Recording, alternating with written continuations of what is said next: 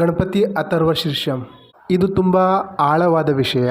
ಯಾಕಂದರೆ ಯಾವುದೇ ಮಂತ್ರದ ಹಿಂದೆ ಅದರ ರಹಸ್ಯ ಏನು, ಯಾವುದೇ ಸ್ತೋತ್ರದ ಹಿಂದೆ ಅದರ ರಹಸ್ಯ ಏನು ಅಂತ ನಾವು ತಿಳ್ಕೊಳ್ದೆ ಏನು ಮಾಡಿದ್ರೂ ಅದು ವ್ಯರ್ಥ ಆಗ್ತದೆ.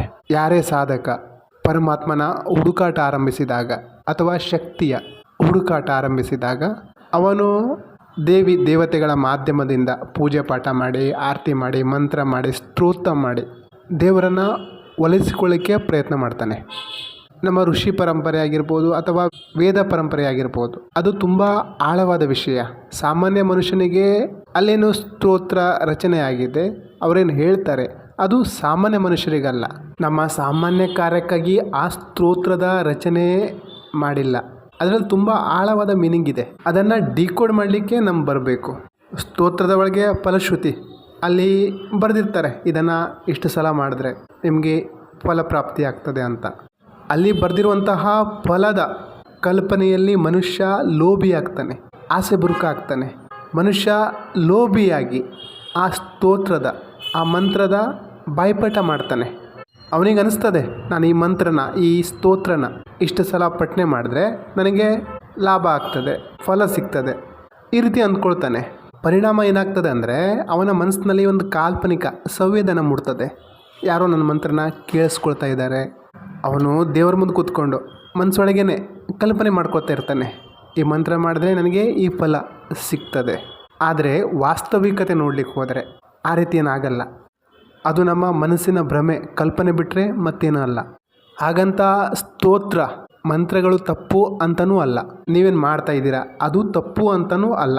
ಇಲ್ಲಿ ದೃಷ್ಟಿಕೋನ ವ್ಯತ್ಯಾಸ ಏನು ಅಂದರೆ, ಯಾವುದೇ ವಸ್ತು ವಿಷಯನ ನಾವು ಅದನ್ನು ಅರ್ಥ ಮಾಡ್ಕೊಳ್ದೆ ಸುಮ್ಮನೆ ಪ್ರೊಸೆಸ್ ಸ್ಟಾರ್ಟ್ ಮಾಡಿದ್ರೆ, ಪ್ರಾರಂಭ ಮಾಡಿದ್ರೆ, ಕ್ರಿಯೆ ಸ್ಟಾರ್ಟ್ ಮಾಡಿದ್ರೆ ಆ ಊರ್ಜೆನ ನಾವು ಕರೆದ್ರೆ, ಯಾಕಂದರೆ ಆ ಊರ್ಜೆನ ನಾವು ಅರ್ಥನೇ ಮಾಡ್ಕೊಂಡಿಲ್ಲ, ಅದರ ಪರಿಣಾಮ ಏನಾಗ್ಬೋದು. ಗಣಪತಿ ವಿಷಯದಲ್ಲೂ ಇದೆ.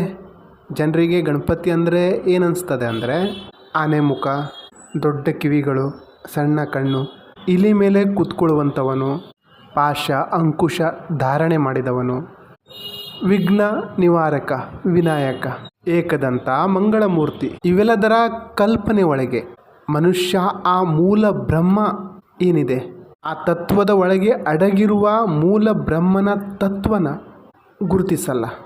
ಒಂದು ವೇಳೆ ಅಶಿಷ್ಯ ಈ ಅಥರ್ವ ಶೀರ್ಷನ ಗಣಪತಿ ಅಥರ್ವ ಶೀರ್ಷನ ಕಲ್ತ್ಕೊಂಡ್ರೆ ಅವನು ಪ್ರಕೃತಿ ಮತ್ತು ಮಾಯೆನ ಅಲ್ಗಾಡಿಸಬಲ್ಲ. ನಾವು ಗಣಪತಿ ಅಥರ್ವ ಶೀರ್ಷನ ಏನೋ ಮಾಡ್ತೀವಿ, ಆದರೆ ನಮಗೆ ಆ ಶಕ್ತಿ ಪ್ರಾಪ್ತಿಯಾಗಲ್ಲ. ಯಾಕಂದರೆ ಅಥರ್ವ ಶೀರ್ಷ ಏನೋ ಫಲ ಕೊಡುವಂತಹ ಸ್ತೋತ್ರ ಅಲ್ಲ. ಅಥರ್ವ ಶೀರ್ಷ ಬೋಧ ಕೊಡುವಂತಹ ಸ್ತೋತ್ರ, ವಿವೇಕ ಮೂಡಿಸುವ ಸ್ತೋತ್ರ. ಮೊದಲನೇದಾಗಿ ಇಲ್ಲಿ ಅಥರ್ವ ಅಂದರೆ ಏನು ಅರ್ಥ ಮಾಡ್ಕೊಳ್ಳೋಣ. ಅಥರ್ವ ಅಂದರೆ ಏನು, ಶೀರ್ಷ ಅಂದರೆ ಏನು ಅರ್ಥ ಮಾಡ್ಕೊಳ್ಳೋಣ.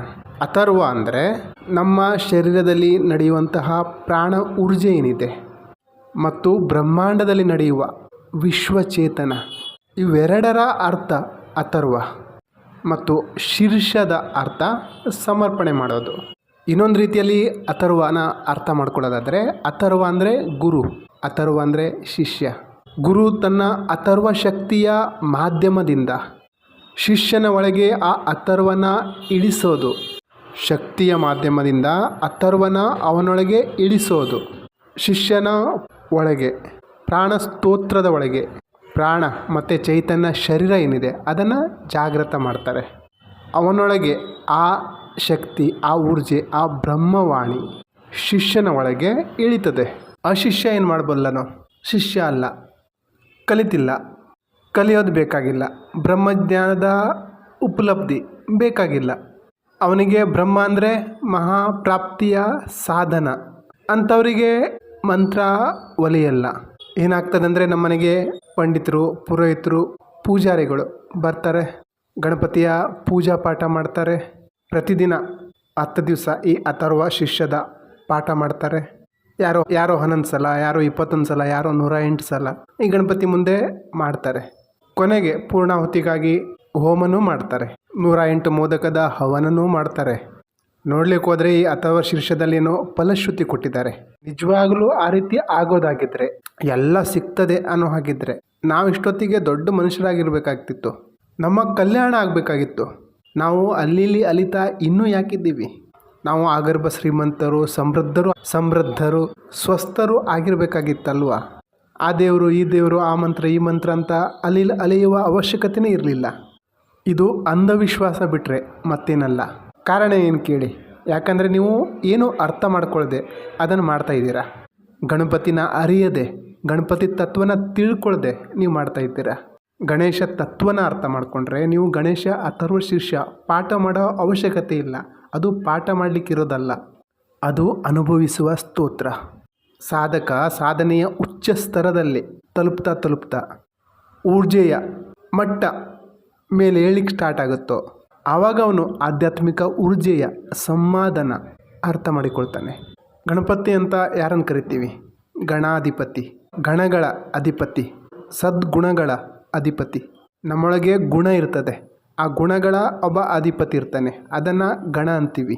ಗಣ ಅಂದರೆ ನಿಶ್ಚಿತ ಚೇತನ ಶಕ್ತಿ, ಊರ್ಜೆ ಅನ್ಬೋದು. ಅದು ಪರ್ಟಿಕ್ಯುಲರ್ ಗುಣಗಳ ಜೊತೆ ಸಮೂಹ ಆಗಿ ಒಟ್ಟಾಗಿ ಏನು ಮುಂದುವರಿತವೆ ಅದನ್ನು ಗಣಗಳ ಸಮೂಹ ಅಂತೀವಿ. ಈ ಎಲ್ಲ ಗಣ ಸಮೂಹಗಳ ಮೂಲ ದೇವತೆ, ಆ ಎಲ್ಲ ಚೇತನಗಳ ಮೂಲ ದೇವತೆ ಗಣಪತಿ. ಆ ಎಲ್ಲ ಚೇತನದ ಮೂಲ ದೇವತೆನ ಗಣಪತಿ ಅಂತಾರೆ. ಕುಂಡಲಿನಿ ಶಕ್ತಿ ಒಳಗಡೆ ಎಲ್ಲ ಶಕ್ತಿ ಇದೆ. ಎಲ್ಲಿಯವರೆಗೆ ಮೂಲಾಧಾರದಿಂದ ಎಕ್ಸಲೇಷನ್ ಮೇಲೆ ಹೋಗಲ್ವೋ, ಮೂಲಾಧಾರದಿಂದ ಮೇಲೆ ವಹನ ಆಗಲ್ವೋ, ಅಲ್ಲಿ ತನಕ ನಾವು ಸಾಧನೆಯಲ್ಲಿ ಸಫಲ ಆಗಲ್ಲ. ಹಾಗಾಗಿ ಮೊದಲನೇ ಚಕ್ರ ಮೂಲಾಧಾರ, ಪೃಥ್ವಿಯ ಮೊದಲ ಚಕ್ರ ಮೂಲಾಧಾರ. ಜೀವನದಲ್ಲಿ ಸುಖದ ಪ್ರಾಪ್ತಿ ಮಾಡ್ಕೊಳ್ಬೇಕು, ಜೀವನದಲ್ಲಿ ಆಧ್ಯಾತ್ಮಿಕತೆಯ ಪ್ರಾಪ್ತಿ ಮಾಡ್ಕೊಳ್ಬೇಕು, ಜೀವನದಲ್ಲಿ ಎಲ್ಲ ಸುಖದ ಎಲ್ಲ ಊರ್ಜೆಯ ಶಕ್ತಿ ಜಾಸ್ತಿ ಮಾಡ್ಕೊಳ್ಬೇಕು. ನಮ್ಮ ಹಿಂದೂ ಪರಂಪರೆಯಲ್ಲಿ ಮೊದಲು ಮೂಲಾಧಾರದ ದೇವತೆ ಗಣಪತಿಯ ಆಶೀರ್ವಾದ ಪಡಿಬೇಕು ಅಂತಾರೆ. ಗಣಪತಿನ ಪ್ರಥಮ ಪೂಜ್ಯರನ್ನಾಗಿ ಮಾಡಿದ್ದಾರೆ. ನಾವು ಗಣಪತಿಗೆ ಮೊದಲ ಪೂಜೆ ಸಲ್ಲಿಸಬೇಕಾಗ್ತದೆ.